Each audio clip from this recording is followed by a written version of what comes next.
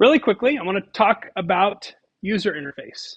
We haven't talked much about it, but I want to talk a little bit about it because even using the command line, we talked a little bit about how putting a space in your input at the end of your input line prevents the user from reflexively hitting that space bar before they start typing.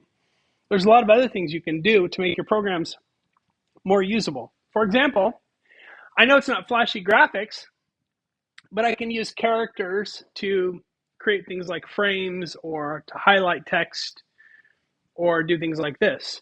So if I want to create a calculator, let's say, I may do something like this as my header. So how does that work?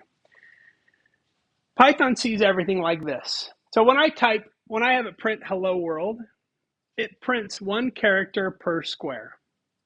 In Python, the general line length is usually 60 characters. That's kind of what we use for a display. Why? Because the early displays 50 years ago could show that many characters across. And that's just what we've stuck to. So when we have something like this, if I print hello world, it prints like that. But you can use this idea that one character takes up one space to do all kinds of things, right?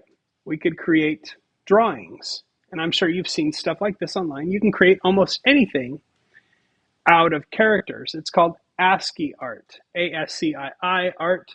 If you look it up, you can find almost anything. And in fact, it's one thing that ChatGPT does pretty well is you can actually give it a graphic image and tell it to produce an ASCII art equivalent to that, which then you could use. Remember, triple quotes around something like this cause it to be printed on lines just the way it is. So you can actually use this in your programs.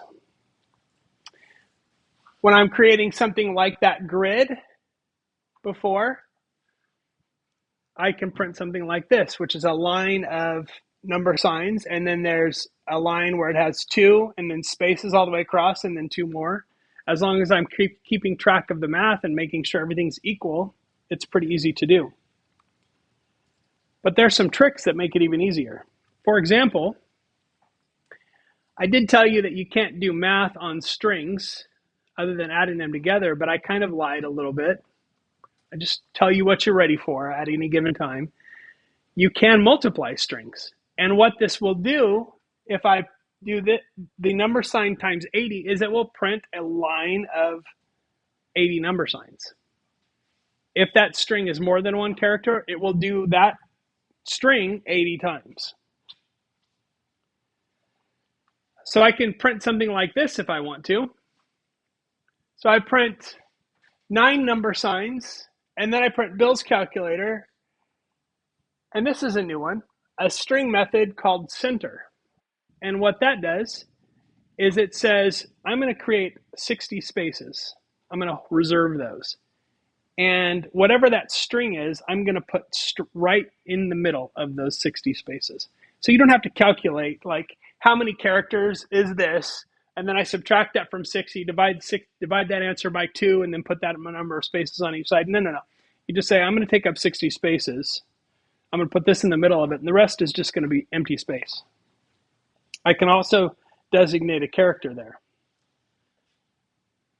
So this one has 2 number signs, 74 empty spaces, and then 2 more number signs. Now, if you're doing the math in your head, you might be wondering why, in the second and third example, it only adds up to 78.